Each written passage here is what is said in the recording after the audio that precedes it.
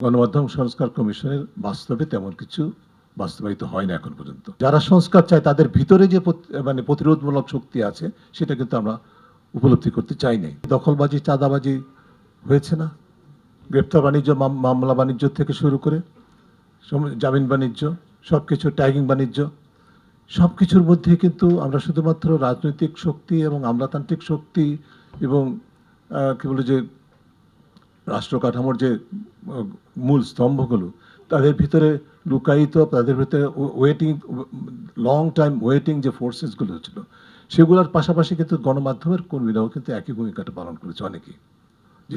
যেটা যশোরের দৃষ্টান্তটা যেটা আসলো, এই যে দখলবাজি, চাঁদাবাজি, এর মধ্যে গণমাধ্যম ঢুকে গেল না। অর্থাৎ এই জিনিসটা আমরা মনে করছি যে কর্তৃত্ববাদের বিকাশের ফলে আমরা গণমাধ্যম সহায়ক ভূমিকা পালন করছে গত 15 বছরে, সেটা বললে কিন্তু ভুল হবে। আমাদের বাংলাদেশে কর্তৃত্ববাদের বিকাশ হয়েছে দীর্ঘ প্রক্রিয়ায়, এবং দীর্ঘ প্রক্রিয়া মধ্যে হচ্ছে আমাদের যে রাজনীতিতে যেটা জিরো সাম গেম, ক্ষমতা রাজনীতি, জিততে হবে, উইনার টেক্স অল, এবং এটা কিন্তু একটা ধারাবাহিক প্রতিযোগিতার মাধ্যমে বিকশিত হয়েছে গত 15 বছরে সর্বোচ্চ পর্যায়ে। সবচেয়ে বেশি যেটা চোরতন্ত্র, সেখানে চলে গেছে ক্লেপ্টোক্রেসি হয়ে গেছে।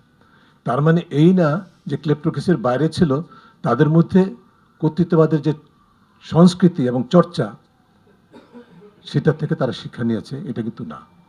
এবং সেটাই কিন্তু দৃষ্টান্ত আমরা দেখেছি 5 আগস্ট 2024 থেকে, এবং এখনো যেটা দেখছি, যেটা হয়েছে, এটা হচ্ছে আমাদের পালা।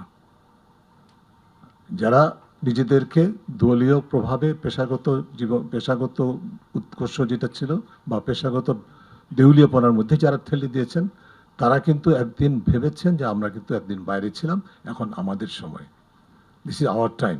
এই যে আওয়ার টাইমের সংস্কৃতি, এটা যেরকম গণমাধ্যমের মধ্যে আমরা দেখেছি রাতারাতি বিকশিত হতে, এবং তার যেটা আপনারা অনেকেই বলেছেন, একইভাবে যে কারণে আমরা সংস্কারের নামে যে সম্ভাবনা তৈরি হয়েছিল অনেক রক্তের বিনিময়ে, সেই সংস্কারও কিন্তু একই ঝুঁকিতে পড়েছে। আমি কেন বলতেছি সেটা হচ্ছে যে আপনারা বলেছেন গণমাধ্যম, আমাদের প্রবন্ধ আছে, গণমাধ্যম সংস্কার কমিশনের বাস্তবে তেমন কিছু বাস্তবায়িত হয় না এখন পর্যন্ত। আমি অবশ্যই বলবো না কোনো সংস্কার কমিশনের সকল প্রস্তাবনা অন্তর্বর্তীকালীন সরকার কর্তৃক বাস্তবায়নযোগ্য ছিল না। এটা আমরা আশা করাটা অনেকটা বলবো যে অবাস্তব একটা অলীক চিন্তা ভাবনা। কিন্তু প্রতিটা সংস্কার কমিশনের আশু করণীয় কতগুলো প্রস্তাবনা ছিল, সেই আশু করণীয় প্রস্তাবনাগুলো কিন্তু সরকার নিজেরাই সংস্কার কমিশনগুলোকে বলেছে আপনারা নির্ধারণ করে দিবেন, তালিকা তৈরি করা হয়েছে, তারক সরকারকে দেওয়া হয়েছে, সেগুলো অন্তর্বর্তীকালীন সরকারের মেয়াদে বাস্তবায়নযোগ্য ছিল, কিছুই হয় না সেখানেও। তাহলে দায়টা শুধুমাত্র আমরা রাজনৈতিক শক্তি অবশ্যই, কিন্তু সেটাতে আমি পরে আসছি। অন্তর্বর্তীকালীন সরকারের কিন্তু সেই যে ভূমিকাটা ছিল, তারা নিজেদের উদ্যোগে বাস্তবায়ন করে, নিজেদের সিদ্ধান্তের মাধ্যমে, সেইখানে কোথায় প্রতিবন্ধকতা হয়েছিল আমরা সবসময় বলে আসছি যে সবাই, দেশের প্রতিটা মানুষ সংস্কার চায়, কিন্তু যারা সংস্কার চায় তাদের ভিতরে যে প্রতিরোধমূলক শক্তি আছে সেটা কিন্তু আমরা উপলব্ধি করতে চাই নাই। এখন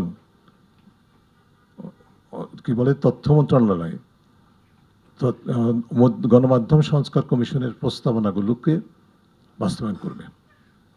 এই বাস্তবায়ন করার ভূমিকাটা তথ্য মন্ত্রণালয় ধরে নিচ্ছে, তথ্য মন্ত্রণালয়। কিন্তু সেটা কারা জানেন?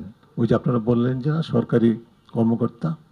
আমলাতন্ত্র হচ্ছে বাংলাদেশের সংস্কারের পথে সবচেয়ে বড় অন্তরায়, এবং তারা শুধু, আমি দৃষ্টান্ত দিই আপনাদেরকে, কি বলে, জনপ্রশাসন সংস্কার কমিশনের শত শত প্রস্তাবনা, আমি বেশি বললাম বোধহয়, শতাধিক প্রস্তাবনা, তার মধ্যে থেকে একটা পর্যায়ে তারা বললেন যে আমরা 28টি আইটেম সিলেক্ট করেছি যেগুলো বাস্তবায়ন করছি প্রাধান্য দিয়ে।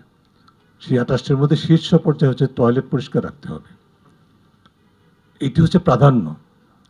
আচ্ছা, আরেকটা দৃষ্টান্ত দেয় আপনাদেরকে, দুদক সংস্কার কমিশনের আমি দায়িত্ব পালন করেছি প্রধান হিসেবে। দুদক সংস্কার কমিশনের যেই প্রস্তাবনাগুলো শতভাগ, সকল রাজনৈতিক দলের শতভাগ সম্মতিপ্রাপ্ত, প্রায় সবগুলো প্রস্তাবনায় সকল রাজনৈতিক দলের শতভাগ সম্মতি আছে, কিন্তু একটা প্রস্তাবনার কথা আমি বলছি এখন আপনাদের সাথে, সবগুলো রাজনৈতিক দল শতভাগ একমত হয়েছে। সেটি হচ্ছে দুদকের স্বাধীনতার পাশাপাশি দুদকের জবাবদিহিতা নিশ্চিত করতে হবে।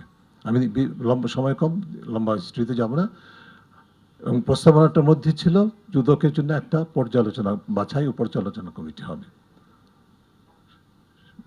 সরকার একটা অর্ডিন্যান্স পাশ করে ফেলেছে। আমি বিস্তারিত প্রক্রিয়া যাব না সময়ের স্বল্পতার কারণে। এই পর্যন্ত অন্তত পক্ষে 8 থেকে 10টি অর্ডিন্যান্সের সাথে আমি সম্পৃক্ত হতে পেরেছি। আমাকে সম্পৃক্ত হতে দেওয়া হয়েছে আমি সেটা বলছি না, আমি পেরেছি। কারণ সরকার এখনও অন্তর্বর্তীকালীন সরকারও কিন্তু গোপনীয়তার আশ্রয় নিয়েছে প্রায় প্রতিটা ক্ষেত্রে, প্রতিটা আইন প্রণয়নের ক্ষেত্রে কোনো না কোনোভাবে আইনের খসড়া পেয়েছি, সেগুলোর উপর ভিত্তি করে কাজ করেছি প্রতিটা অর্ডিন্যান্সের ক্ষেত্রেই। ধারাবাড়ি বিশ্লেষণ করার পর সরকার রাজি হয়েছে, উপদেষ্টা বলেছেন হ্যাঁ খুব ভালো পরামর্শ, আমরা এগুলোকে সব বিবেচনায় নেব। কিন্তু শেষ পর্যন্ত মানে প্রায় শতভাগ বিবেচনায় নেওয়া হয়নি। দুদক সংস্কার কমিশনের প্রস্তাবনার কথাটা আমি বললাম, সেটা হচ্ছে যে বাছাই এবং পর্যালোচনা কমিটি। বাছাই শব্দটা রেখেছে, পর্যালোচনা বাদ দিয়েছে। এবং আমি একটি ঘটনার একটা মিটিংয়ের কথা বলি। যখন এটা জানা গেল যে এটা বাদ দেওয়া হচ্ছে, জোর করে সংশ্লিষ্ট উপদেষ্টা এবং এবং অন্যান্য যারা এর সাথে জড়িত শীর্ষ পর্যায়ে সরকারি কর্মকর্তা যারা এটার প্রতিবন্ধক, তাদের সাথে বৈঠক করেছি। আমার সুযোগ দেওয়া হয়েছে আমাকে বৈঠক করার। বৈঠকে সিদ্ধান্ত হয়েছে, আমি পারসুয়েট করতে পেরে তাদেরকে সম্মত করতে পেরেছি যে এটা থাকতে হবে। তারা রাজি হয়েছেন, মিটিংয়ে মিনিটস হয়েছে এবং কী লেখা হবে সেটাও সম্মত হয়েছে। দুদিন পরে জানা গেল সেটা বাতিল হয়েছে। এর পেছনে মূল বিষয়টা হচ্ছে যে আমরা যত সংস্কারের কথা বলি না কেন, বাংলাদেশের সংস্কার তখনই যতটুকুই হবে যতটুকু বাংলাদেশের আমলাতন্ত্র চায়। এবং এর অর্থ কিন্তু এই নয় যে রাজনৈতিক শক্তি যারা আসলে waiting in the wings considering that it is there time, তারা কিন্তু এর পেছনের অন্যতম হাতিয়ার হিসাবে ইতিমধ্যে ব্যবহৃত হচ্ছে। অর্থাৎ বাংলাদেশে আমরা সংস্কারের নামে যেই সম্ভাবনা তৈরি হয়েছে, সেটি যদি কিছু বাস্তবায়িত হতে হয়, সেটা হবে তখনই যখন আমাদের রাজনৈতিক সংস্কৃতি আর আমলাতান্ত্রিক সংস্কৃতিতে কিছুটা হলে পরিবর্তন হয়। যার সম্ভাবনা কতটুকু সেটা এনিবডিস কোয়েশ্চেন। আমরা সবাই শুধুমাত্র এটুকু বলতে পারি যে at the end of the day কিছু কমিশন হয়েছিল, কিছু প্রতিবেদন হয়েছে, সেগুলো কাগজে থাকবে। এই কাগজটা কতদিন সত্যিকার অর্থেই ফলপ্রসূ হবে এবং তার উপর ভিত্তি করে সংস্কার হবে, সেটা নির্ভর করে বাংলাদেশের রাজনৈতিক এবং আমলাতান্ত্রিক সংস্কৃতিতে কতটুকু পরিবর্তন হবে।